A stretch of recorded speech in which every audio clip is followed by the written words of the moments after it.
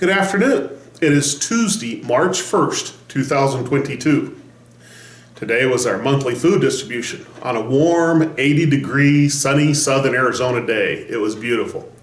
In cooperation with Caring Ministries and Pastor Rodolfo Gutierrez of Iglesia Bautista Cristo Bien, we distributed 72 boxes of food to approximately 38 families, representing an estimated 145 people. It was a good day. This afternoon, we're looking at King David's words to Solomon, his son and successor. Several of David's other sons tried to succeed David as king, but Solomon was God's choice, greatly assisted by Nathan the prophet and his own mother, Bathsheba. In 1 Kings chapter 2, verses 1 to 4, and I'm reading from the New Living Translation, 2nd edition, it says, "At the time of King David's death approached, he gave this charge to his son Solomon. I'm going where everyone on earth must someday go. Take courage and be a man. Observe the requirements of the Lord your God and follow all his ways. Keep the decrees, commands, regulations, and laws written in the law of Moses, so that you will be successful in all you do and wherever you go. If you do this, then the Lord will keep the promise he made to me. He told me, if your descendants live as they should and follow me faithfully with all their heart and soul, one of them will always sit on the throne of Israel."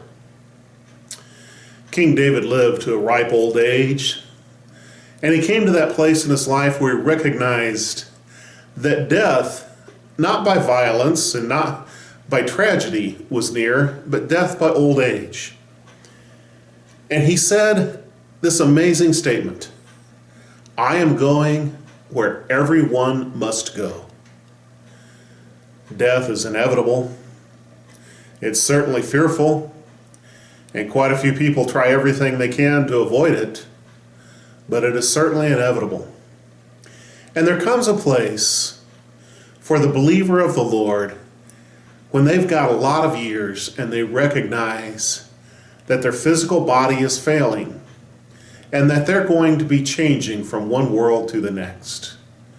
To the believer, it's just a change of address, not anything more difficult than that. And that's where David was in his life. But look what he told Solomon. The first thing he said was, take courage. We choose a lot of things to take in our lives. But instead of taking fear and trepidation and anxiety and worry, David told his son Solomon, take courage. And then he said, be a man. What a tremendous word from a father to a son. That you need to recognize that when life gets difficult, you choose to be courageous and you stand up and be a man. What a beautiful word. But then he said something else to Solomon. He said, I want you to observe God's requirements. And he said this in so many different ways. You know, so often when you tell somebody that God has a law or a rule about something, what they try and do is get as close as they can to the line and not step across it. I've had people want me to explain whether or not an action was adulterous. And they say, well, it stopped short of this, or it wasn't over the line for this.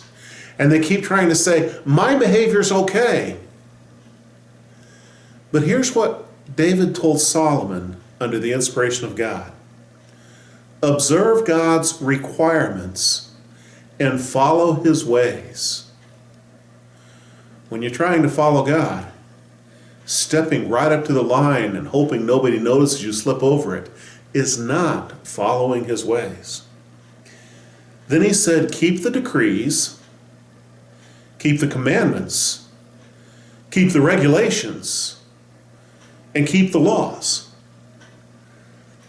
He spelled out to Solomon that if you even think God suggested it, you ought to follow it.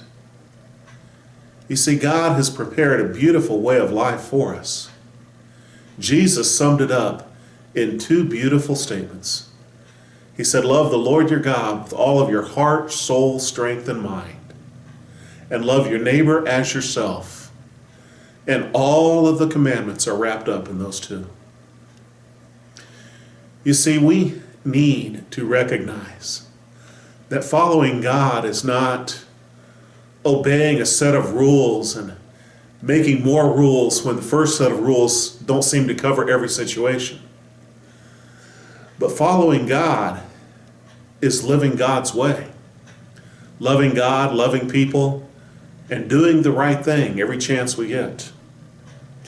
And then David says something else to Solomon.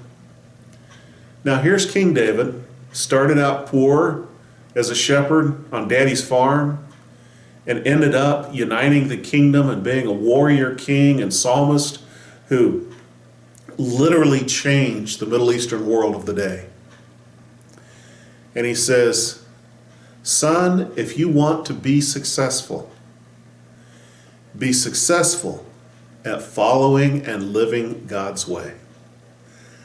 That success for King David was not winning the kingdom. Success was being obedient to God. Success is measured by obedience.